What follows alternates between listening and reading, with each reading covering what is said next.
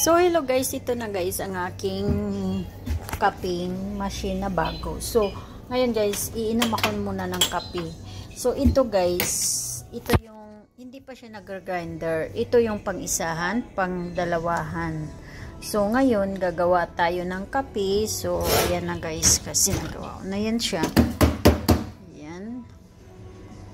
Wait lang talaga. Gawa ko ng isang kape, so ipipindot ko siya dito guys. Kaya lang kailangan kong ibaba. Mag-grinder siya. So tapos ang gagawin guys, pag nag-grinder mo yan siya, i-ganyan mo siya, ipipress mo siya ng dito, ganyan.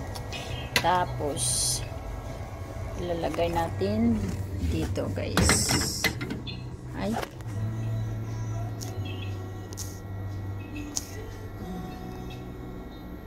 ano mo yan exist.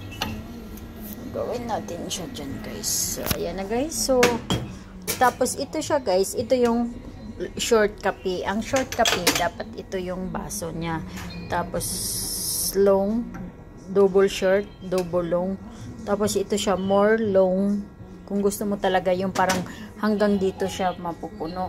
So ang gagawin natin, dahil magkakape ako, gusto ko ito yan siya. So ayan ang ating kape, yan siya guys. Ayan. Ang ganda ng kulo ng kape. So ganyan magagawa ng kape guys. Ayan. Ngayon kung gusto kong dalawa, ito na naman, ito yung pandalawahan na kape with milk. Tapos short din siya pang dalawahan at saka pang isahan. Pareho lang naman siya, kaya lang ito siya single, pero pag double, ito yung gagawin mo pag double. Tapos yan, ipipindot mo.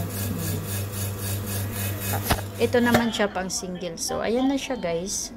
So ang mangyari, gusto ko kasi kape with milk, lagyan natin ng milk. So ito, lalagyan natin ng milk. O yan, taba ko. Taba na talaga si mami guys, hindi na talaga sexy ang mami nyo kasi panay kain. So ayan, gusto ko lang cold milk, pero pwede namang hot, pero cold lang ang ilalagay ko, ang inumin ko. So without sugar, ganun lang guys, konti lang. At saka ano, ayan na, magkape muna tayo guys. Thank you for watching.